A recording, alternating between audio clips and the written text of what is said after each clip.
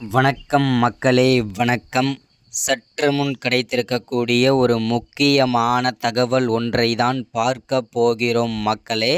சற்று முன் திமுகவின் முக்கியமான பொறுப்பில் இருக்கக்கூடிய ஒரு முக்கியமான அமைச்சரை அதிரடியாக அமலாக்கத்துறை கைது செய்து புழல் சிறையில் இன்று அடைக்கப் போகிறார்கள் என்று செய்திகள் வெளியாகி கொண்டிருக்கிறது மக்களே. யார் இந்த திமுகவின் முக்கியமான அமைச்சர்? என்ன காரணத்திற்காக இவர் அவசரமாக கைது செய்யப்படுகிறார்? அப்படி என்ன தவறு செய்துவிட்டார்? இந்த தகவலை கேட்டறிந்த முதல்வர் ஸ்டாலின் பேரதிர்ச்சியில் உறைந்து போயிருக்கிறார்.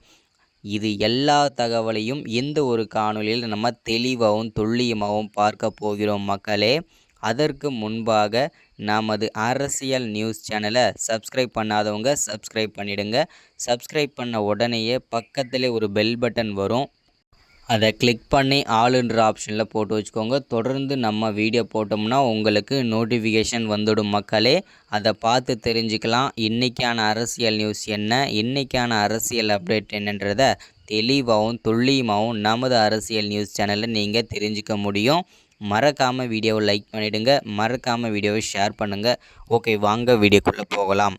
சற்று முன்பு கிடைத்திருக்கக்கூடிய ஒரு முக்கியமான பரபரப்பான தகவல் என்ன அப்படின்னு கேட்டிங்கனாக்கா, திமுகவில் இருக்கக்கூடிய ஒரு முக்கியமான அமைச்சர், முக்கியமான பொறுப்பில் இருக்கக்கூடிய அமைச்சர் புழல் சிறையில் அடைக்கப் போகிறார் என்று செய்திகள் வெளிவட்டாரங்களில் பேசப்பட்டு வருகின்றன மக்களே.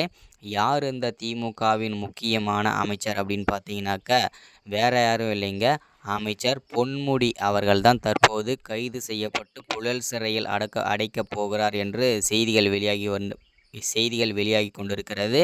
இது உண்மை தகவலா அப்படின்னு பார்த்தீங்கன்னாக்கா, இது முழுக்க வதந்திகள் மட்டுமே.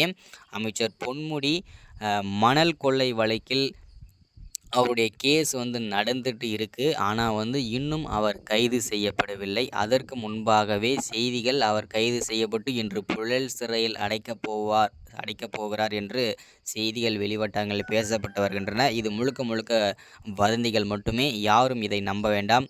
அமைச்சர் பொன்முடி அவருடைய வீட்டில்தான் இருக்கிறார். அவர் இன்னும் கைது செய்யப்படவில்லை. அவருடைய கேஸ் மணல் கொள்ளை வழக்கு கேஸ் நடந்துட்டு தான் இருக்குது.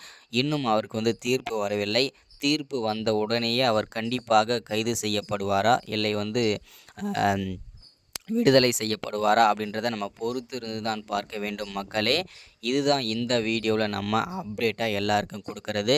இந்த மாதிரி அரசியல் பற்றின அப்டேட் தொடர்ச்சியாக உடனுக்குடனே நீங்கள் தெரிஞ்சுக்கணும்னு நினச்சிங்கன்னா மறக்காமல் நமது அரசியல் நியூஸ் சேனலை சப்ஸ்கிரைப் பண்ணி வச்சுக்கோங்க. தொடர்ந்து வீடியோ போட்டோம்னா நோட்டிஃபிகேஷன் வரும்.